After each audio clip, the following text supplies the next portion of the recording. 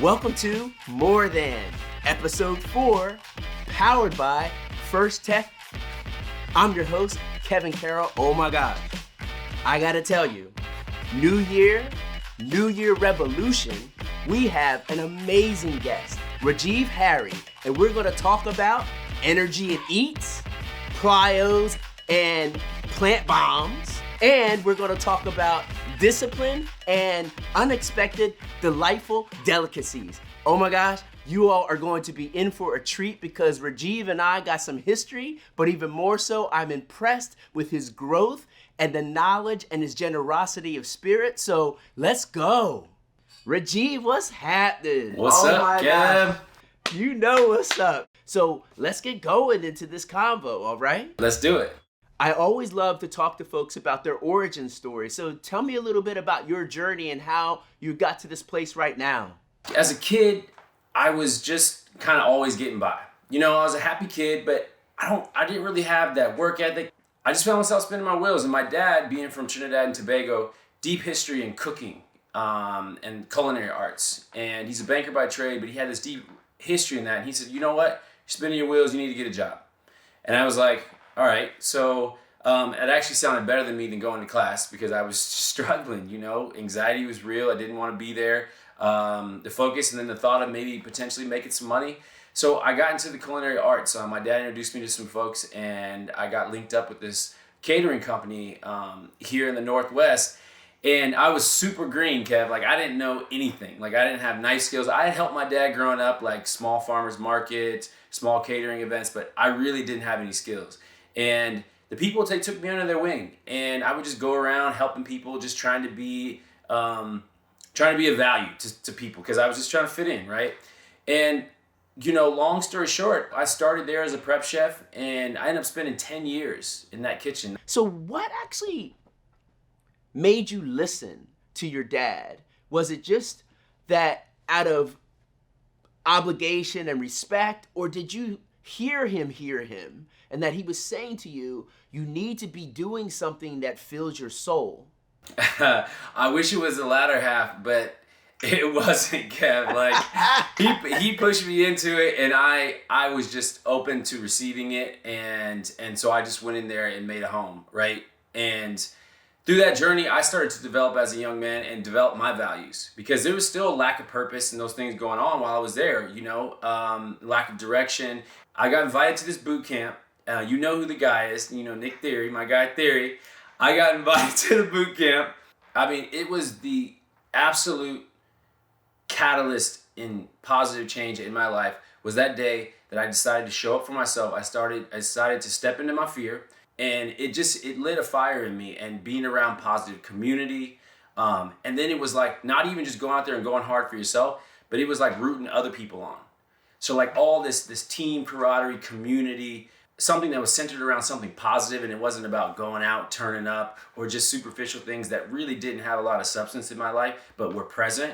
So it really did ignite something in me and just set me on a totally new path and trajectory of life. When we start to look at this idea of this New Year revolution, I don't think you can have this revolution without a sense of belonging and community and support. Yes. And so what you're talking about is the power of community and the collective energy that can come from that. Yes. And you got swept up in that. I did. And in feeling that, you also realize, wait, I can lift some other people up too. Like, I want to root for you. I want to support you. I want to be there for you. And so when it becomes this collective intention, that's the magic.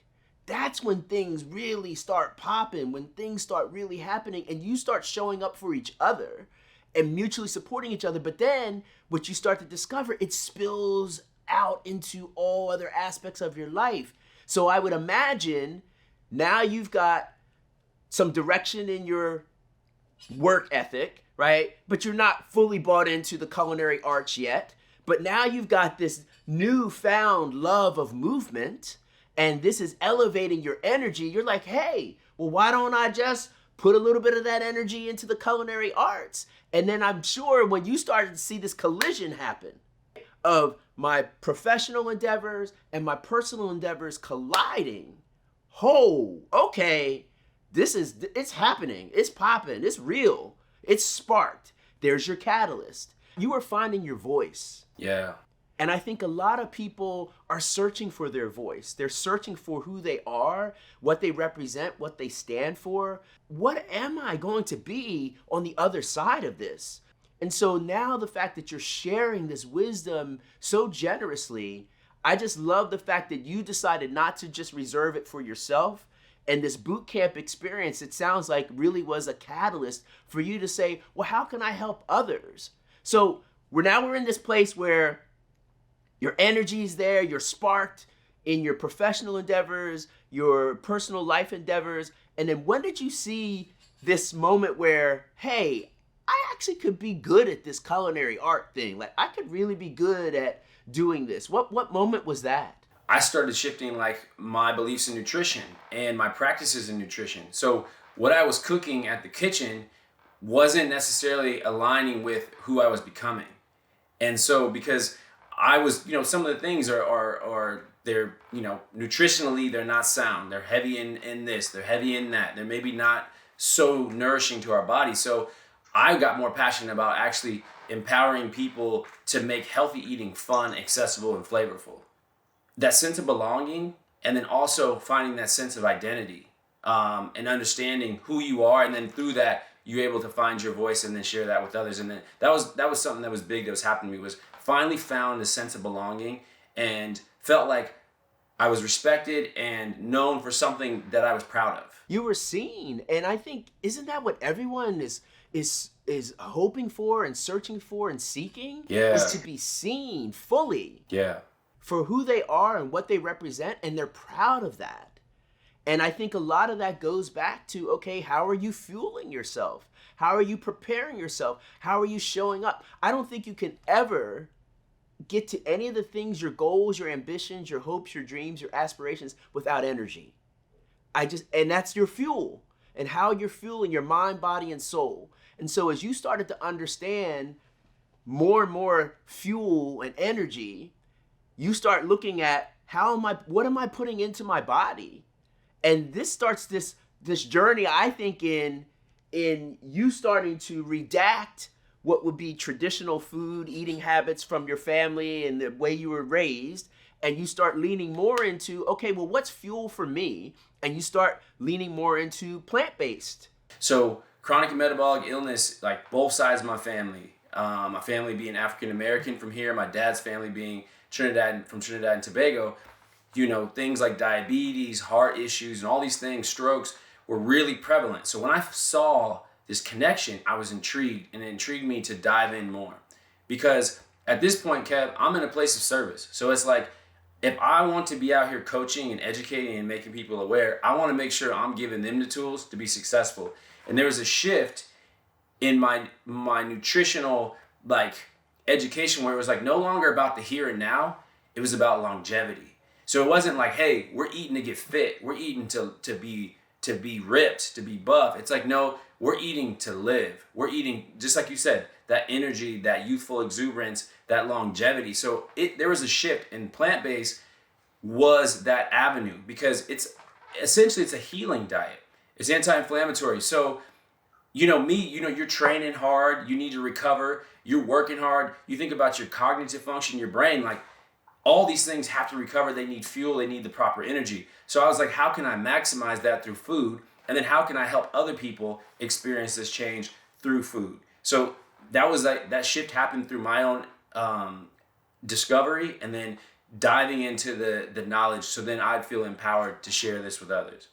I love the fact that you realized, and I wrote this down, it wasn't about me getting swole and ripped and, being able to take my selfies and post on the gram. It was really about, what does longevity look like? And what does quality of life look like? And how do I actually break a cycle of habits and behavior and cultural things that I see within my family dynamic that I don't want to repeat? And so the more that I start to realize I could be a pattern interrupter, I could be a disruptor in a positive way, this could be such a benefit to my family and to friends and to loved ones.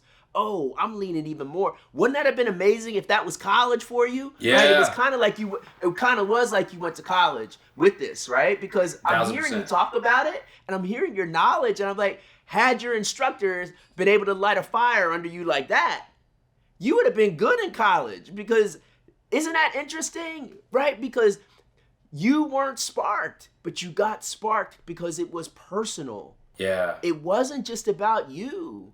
It was about all the people around you. How can I help them? How can I model for them? Yeah. I think that's one of the key things, modeling behavior for others. Yeah. But there's something, I think, we're having this wonderful, robust conversation, and we're talking about, discipline and these things that you've learned, but we know that people have good intentions and they fall off. And we're right about at that point that, when we're recording this, right, that folks start dropping off. Yeah. Because they aren't as invested or they lose interest. What do you think are some of the key obstacles that get in the way of folks that they need to be aware of so that they can have a pattern interrupt, so they can break the cycle of starting and stopping? Because that's a really, really traditional thing that happens with New Year's resolutions, hence why we're talking about a revolution. So Yeah. what would be revolutionary in your thinking to get beyond this start and stop and letting these obstacles derail your intention? One thing about habits is bad habits, the reward is now, right? So like whether you eat that thing, you drink that thing, you go out and do that thing, like you get the reward center right now. So the brain says, I get rewarded now. Good habits, it takes longer to bear fruit. We are microwavable society, Yeah. right? Can't we get it overnight? Yeah. Why can't I just get discipline and order it, right? Why can't I? No, you're speaking of loud fact. Yeah. Time. Taking time, right? And those positive things take time. They take time. You don't get that dopamine hit right after, like right away, right? It may take 30 days. It may take 60 days. But so if we can understand that shift, another thing is, Kevin, this is just to be real and like not even to be dark, but we're addicted to our personal suffering. It's actually easier to stay in our suffering than it is to make positive change because we're so used to it, right? And so those are two major roadblocks that I see for people. But another thing is it doesn't have to be so hard. And the thing is, people may look and say, hey, well, for a health person, it's easy, but for me, it's not. But the thing is, we got to make it easy. We got to make it obvious. We got to make it accessible, and we got to make it enjoyable. People come at a change and they attack it from this huge, like worldly, like full circle thing. It's like, no, break it down into micro bites that you can digest every single day. When you start to create habits and you have the discipline around it, you have to stack these little wins, these micro wins, and you keep stacking them, and then over time. But I think that part of discipline and the willingness to have someone first internally encouraging you, yourself, Yep. but externally, who's holding you accountable? I think accountability is a really important piece to that. It is. But you got to be accountable to yourself. You have to, because ultimately, Kev, we're alone with ourselves most of the time. We're alone with our thoughts. We're alone with, the self-doubt, the limiting beliefs. And so, like you said, having that community is so important, right? But when they're gone, who's with you? Who's with you? It's you. We have to shift that belief in ourselves. And just like you said, Kev, like when things are too hard, when they become too stressful, too strenuous, we revert back to bad habits because bad habits are easier, right? And so that's part of those micro wins, making it easy, making it accessible, making it obvious. So there's systems of this. There's little hacks and things that you can do to set yourself up to get these micro wins. One of them is preparation. Rajiv, let's talk about these cheat codes, these hacks. And the first one you said was preparation. So preparing yourself, getting ahead of it, setting things out, all those things. Preparation, I think, is so key. How do you look at preparation? Preparation is setting yourself up for success. Because if you don't have to think about it in that moment, you're more likely to make a positive or a good choice. Now, let's say about food, right? So if your food's not prepared the night before, the next day you don't understand what you're going to have, you're going to go get what's the most easy, convenient, and accessible, microwavable, right? That's what you're going to do. And so even something like food is like you being as intentional as I'm going to pack my lunch the night before. So in the morning, I am now prepared to eat this nourishing breakfast that I know what's in it. I know it's prepared specifically for me, and it's going to save me time. Because now it's easy, so it's no longer a burden on me. So now it's easy for me to practice this good habit. What's another cheat code, a hack that folks can use to set themselves up for success and good habits? Pack your gym bag. So for one thing, make a schedule with yourself. We are constantly living by other people's schedules because we don't want to let others down, right? So we don't want to let others down, but we have such an easy time rescheduling with ourselves because we got all these meetings. We say, well, yeah, I can take one more meeting. I can go do that one more thing. But what about the time that we set aside for ourselves? Make it obvious. Put it in your calendar. If you get a notification that says, you know what, you look at your schedule, you get a notification that says, at 12 o'clock, I'm going to get a 20-minute workout. Let's just start small, 20-minute workout. I packed my bag the night before. There's no excuses. I'm not waking up in the morning, running around, looking for my stuff. And now I'm equipped to make a more informed decision. I've been doing this for years. I actually set an appointment and I put only the letter C. That appointment's with chocolate, bruh. So I make my appointment with chocolate. So people like, when I used to work at Nike and they could see your calendar, I see you've got the standing meeting with, it's a very important client, very important person. I can't break those meetings. And so we got to work around that. And so it would literally be me taking a break, right, to just be alone. But I love that scheduling, the importance of scheduling. So preparation, scheduling. What's another one? Give me a third one. Motivation. We all need motivation, and we know that motivation does not work without action. But the reason why motivation is so critical is because for a moment of time, we suspend our limiting beliefs, our self-doubt, and we have the ability to receive something new, something that literally could change our lives. So now the action has to be the follow through, but at that same time, we get to be injected with a new, fresh perspective that has the ability to change our behaviors, to change our habits. There's this adage, don't talk about it, be about it, right? There's lots of talkers and very few doers, and you get a choice to ask yourself that every morning when you see the light of day, right? What am I going to do with this day? How am I going to maximize this day? Don't talk about it, be about it. And I love the fact that, you're not only, putting that out there, you're actively practicing it and encouraging and modeling it for folks. And one of the things that you talked about with your plant-based, regiment, culinary desires, the efforts that you do around, plant-based diet is these healthy choices and longevity. But you also just started Plant Bombs. Hey. I love that. Yo, dude, that's such a great brand name, Plant Bombs. And tell us, what was the spark for that? And how has that changed your professional endeavors? So I had this culinary background, right? And then I had this newfound love and passion for fitness and health. And then I have this awareness and education around how we fuel our body dictates how we feel. And then longevity, right? I wanted to create something that connected people to eating more healthier foods. And there's all these stigmas around healthy foods, right? They're boring, they're bland, they're dry. So I said, what can I do to marry these things together to encourage people?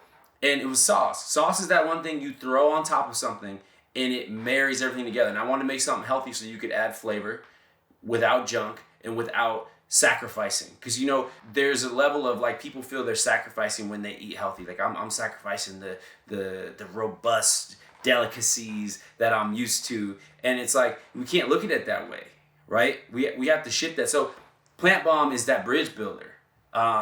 So a platform to educate and spread awareness. And we're not shaming people, because sometimes some communities can go really hard. I want to bring people in. I want to bring you in and say, hey, let's do a little bit of subtracting and adding. Let's add in more plant foods that help us fuel our bodies. Let's use these sauces to elevate our dishes, make our plates pop during the week, encourage our family members to get on board with us, have our kids eating some tasty food. So it's that bridge builder to connect folks to a healthier lifestyle. I love that. And I think, the idea of a bridge builder, I'll go all the way back to an early part of our conversation when you went to the boot camp and you discovered community. And I think that's a big thing that, food is love and food is family. and food is the great convener. And the more that you can make it delightful and playful and enjoyable, folks will dive in and eat, and they'll spend time together. And I think that's something you've grown up with, and it's a part of your background and family and the way that you know. And food was always represented love and represented community and represented family. And so the fact that you're talking about Plant Bomb like it's a bridge builder, it's a convening tool, it's bringing people together, but also bridge builder as it relates to bringing your food together, right, and making it more enjoyable, more robust. I just love that idea of creating something in a culinary sense that builds community. Never would I have thought in a million years I would see you doing that, nor talking with you about that, having known you for as many years as I've known you, but I couldn't be more thrilled to watch the growth you've created from a single decision to not just surrender. Yeah. That there has to be something better out there. So how am I going to have a personal revolution is what you decided to do. We're talking about this revolution. The revolution starts with you. The revolution starts within. And I think that's what's been really amazing about your journey. So if you were going to give a little short TED Talk, right, and you were going to try to inspire folks, right, what would be that one piece of advice that you would give them? That's a powerful question. We've touched on a bunch of aspects of it throughout here, but I would say a big piece is identity. It's understanding who you are, who you have the potential to be. And I always tell people, put more weight on your goals. Don't think about the short term. Don't think about just right now and how I'm feeling. Think about how can this affect the long term, my legacy? How can the change that I'm making, does it have the potential to break generational strongholds in my family? Does it have the potential to teach my kids something that I never saw, like that I never thought was even possible? Believing that you can do that. And all these hacks and things we talked about are small ways that you can help construct this belief in yourself. But when you believe that you're worthy, you have value, that you can do it, you'll keep going. You'll seek the knowledge that you need to. You'll seek the community. You'll put in the work. But you have to believe that you're worthy and that you can do it. I know that we're going to meet up. You're going to put something together for me. Yeah. I think we might do a smoothie or a bowl or something. I got something for you. I'm going to let you show off a little bit of your culinary craft. And I just want to thank you for your time and your energy, but even more so to thank you for the man that you've become and the purpose that you have each and every day. So Rajiv, much gratitude, much love. You know how we roll. Yeah. Right? And I thank you for your time today, and I'll see you in a little bit. We're going to meet up. I can't wait for us to kind of see you in action and doing what you do. Thanks for everything, and we'll be seeing you shortly, all right? Thanks, Kev. I appreciate it, man. This has been awesome. All right, brother. Much love. Godspeed. Peace.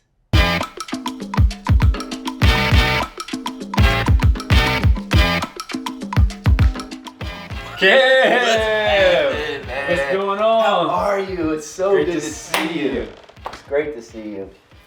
What we gonna do here? We're going to make a superfood smoothie today. Superfoods. Well, show me the Let's way. go do it. You're using them words. Superfood. What? Explain that. So what I call superfoods are foods that are super rich in nutrients. So vitamins and minerals. So we call them micronutrients. Those are things that are missing in our normal everyday life. So a lot of people are supplementing them, right? We got our vitamin C's, D's, all that stuff, but we can get them in food, and we digest them better in food. So we got a ton of them. So we're gonna go through this and build up a smoothie. I love it. So what do we have? What's going on? All right, so we got leafy greens, dark leafy greens, kale, spinach. Kale, super rich in vitamin C, antioxidants. So what we talked about, the plant-based diet, healing. So antioxidants combat inflammation.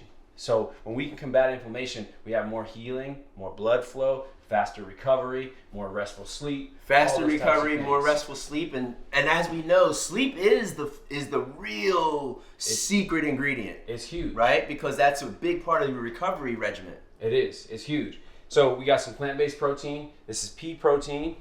We got flax seeds. So flax seeds are rich in fiber. So fiber is going to help clean our digestive system, and then also rich in plant-based omega-3 fatty acids. Same thing with hemp seeds, rich in plant-based protein. We got turmeric. You heard about the turmeric? Oh, right. So isn't that something? anti-inflammatory again.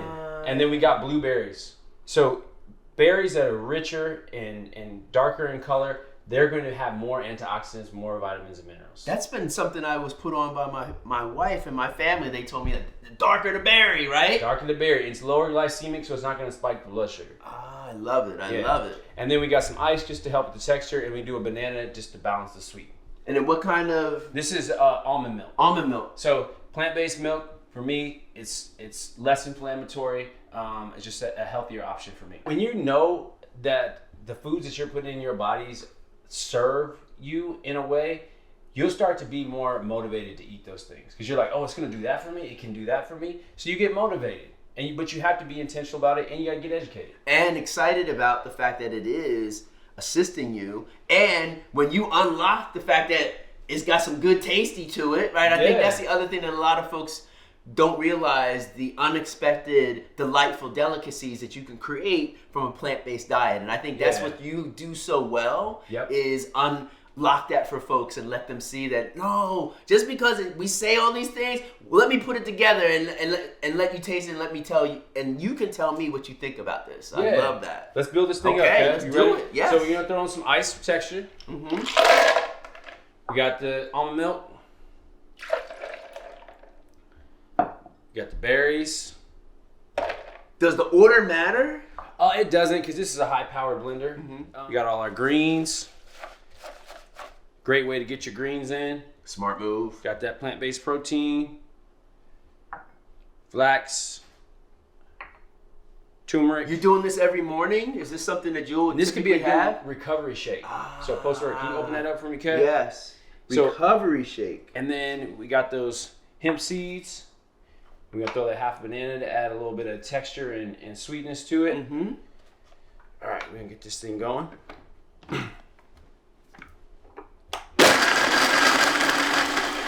Turn the heat up on.